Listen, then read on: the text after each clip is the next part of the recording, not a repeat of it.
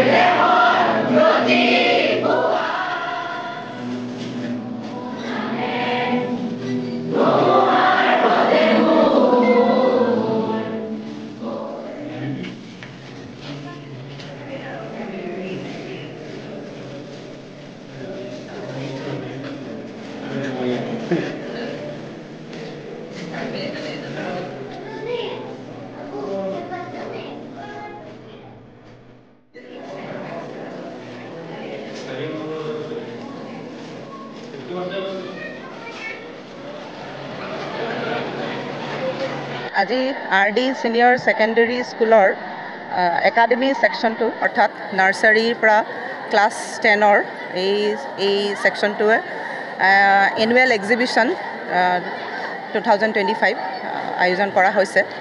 ইয়াত art, craft, science, maths আৰু culture এই গোটেইকেইটা বিষয়ৰ ওপৰত গুৰুত্ব প্ৰদান কৰা হৈছে। আৰ্ট ক্ৰাফটটো বিশেষকৈ আমাৰ প্ৰতি শনিবাৰে যেটো হাউস এক্টিভিটিজ হয় তাত ছাত্ৰ ছাত্ৰীসকলক শিকোৱা হয় ওয়েস্ট মেটেৰিয়েল যিবোৰ পেলনীয় বস্তু তাৰ পৰা কেনেকৈ লাগতিয়াল বস্তু বনাব পাৰি আৰু তাৰ তেনেকুৱা সজোৱা বস্তু বনাব পাৰি বা ঘৰত ব্যৱহাৰ কৰা সেইবোৰৰ এটা প্ৰদৰ্শন কৰা হৈছে। আৰু সায়েন্স আৰু ম্যাথছটো ষ্টুডেণ্টৰ যাতে সায়েন্স আৰু ম্যাথছৰ প্ৰতি ইণ্টাৰেষ্টটো বাঢ়ে তাৰ বাবে গুৰুত্ব প্ৰদান কৰা হৈছে। আৰু কালচাৰ যেটো সেকশন হেতুত আমাৰ কৃষ্টি সংস্কৃতি মানে অসমৰ কৃষ্টি সংস্কৃতি হওক বা নৰ্থ ইষ্টৰ বা ভাৰতবৰ্ষৰে হওক তাৰ লগত যাতে ছাত্ৰ ছাত্ৰীৰ এটা চিনাকি হয় তাৰ বাবে এই সেকশনটো ৰখা হৈছে। আৰু বিশেষকৈ এই বছৰ আমাৰ সকলোৰে হিয়াৰ আমঠু জুবিন গাৰ্গক ডেডিকেট কৰি পেলাই এটা সম্পূৰ্ণ সেকশন ৰখা হৈছে। তেওঁৰ গীতসমূহ আৰু তেওঁৰ বিভিন্ন সৃষ্টিৰাজি আমাৰ ছাত্ৰ ছাত্ৰীসকলে মানে এটা ক্ষুদ্ৰ প্ৰয়াস কৰিছে সকলোখিনি দাঙি ধৰিবলৈ আৰু এই ধৰণে আমি তেওঁলৈ শ্ৰদ্ধাঞ্জলি জ্ঞাপন কৰিব বিচাৰিছোঁ। আশা কৰিছোঁ আমাৰ অতিথিসকল আৰু অভিভাৱকসকলে এই প্ৰদৰ্শনীখন চাই ভাল পাব আৰু আমাৰ ছাত্ৰ ছাত্ৰীসকল আৰু লগতে শিক্ষক শিক্ষয়িত্ৰীসকল তেখেতসকলেও বহুত যথেষ্ট কষ্ট কৰিছে তেওঁলোকো উৎসাহিত হ'ব। ধন্যবাদ। এক্সিবিশন আজি এদিনীয়াই হয়, এদিনীয়াই। ইয়াত নাৰ্সাৰীৰ পৰা ক্লাছ 10লৈকে আছে। নাৰ্সাৰীখিনি টিচাৰসকলে শিক্ষকসকলে যেটো ক্লাছত শিকাইছে আৰু অলপ অভিভাৱকসকলেও নিশ্চয়কৈ হেল্প কৰিছে।